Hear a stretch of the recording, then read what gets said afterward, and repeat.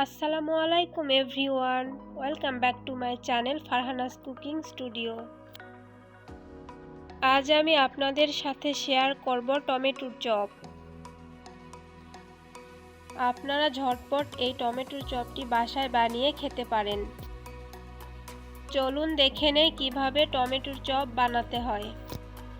টমেটোর চপ বানানোর জন্য প্রথমে আমি একটা মিক্সিং বোলের মধ্যে 1 কাপ পরিমাণ বেসন নিয়ে নিয়েছি।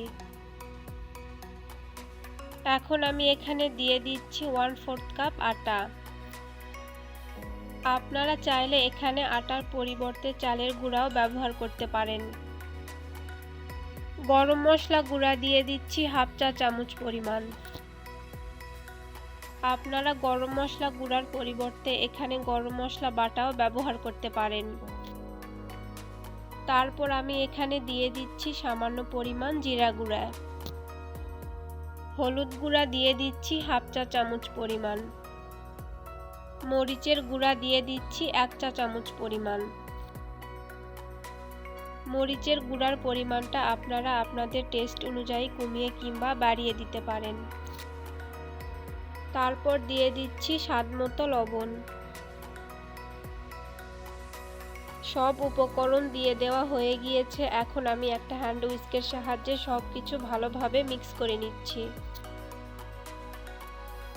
শুকনো উপকরণগুলো ভালোভাবে মিক্স করে নিয়েছি। এখন আমি একটু একটু করে পানি দিয়ে একটা ব্যাটার তৈরি করে নিব। এখানে কিন্তু একবারে বেশি পানি দিয়ে দেওয়া যাবে না, অল্প অল্প করে পানি দিয়ে এই ব্যাটারটি তৈরি করে নিতে হবে।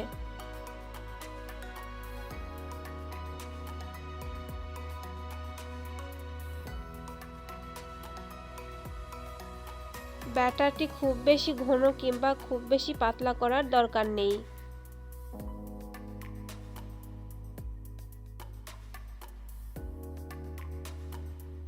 এখন আমি এখানে দিয়ে দিচ্ছি 1/2 চা চামচ পরিমাণ বেকিং পাউডার। বেকিং পাউডার দিয়ে দেওয়ার পর আবারও একবার হ্যান্ড হুইস্কের সাহায্যে ভালোভাবে মিক্স করে দিচ্ছি। আমার ব্যাটারটি বানিয়ে নেওয়া হয়ে গিয়েছে। এখন আমি এই ব্যাটারটি 10 মিনিটের জন্য রেস্টে রেখে দিব। এরই মাঝে আমি টমেটোগুলো কেটে নিচ্ছি। টমেটোর চপ বানানোর জন্য প্রথমে আমি 2টা পাকা টমেটো স্লাইস করে কেটে নিয়েছি। এখন আমি এতে দিয়ে দিচ্ছি সামান্য পরিমাণ লবণ। তারপর দিয়ে দিচ্ছি সামান্য পরিমাণ জিরা গুঁড়া। দিয়ে দিচ্ছি নুডলসের মশলা। সবকিছু দিয়ে দেওয়ার পর হাতের সাহায্যে ভালোভাবে মিক্স করে নিচ্ছি।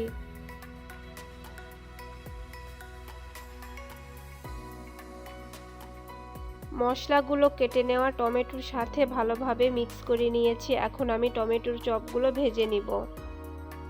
টমেটোর চপ ভেজে নেওয়ার জন্য চুলায় আমি একটা প্যান বসিয়ে দিয়েছি এবং তাতে সয়াবিন তেল দিয়ে দিয়েছি। তেল গরম হওয়া পর্যন্ত আমি অপেক্ষা করছি।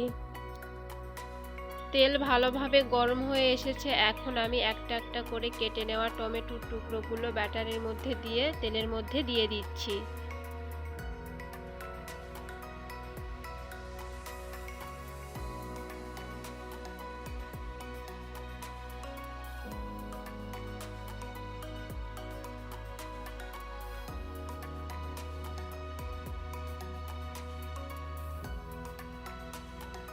চুলা মিডিয়াম হিটে রেখে এই টমেটোর চপগুলো আমি এক পাশ ভালোভাবে ভেজে নিব।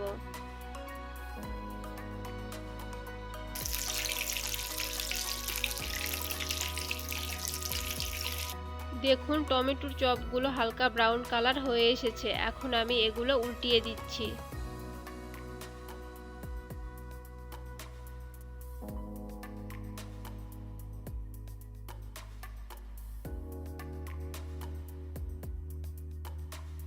কয়েক মিনিট পর আমি টমেটোর চপগুলো উল্টে পাল্টে নিচ্ছি।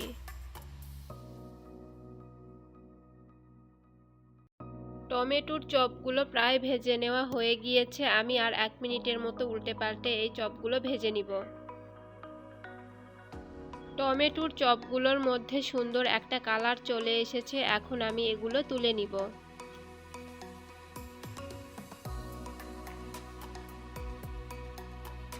এভাবে করে আমি সবগুলো টমেটোর চপ ভেজে নিব।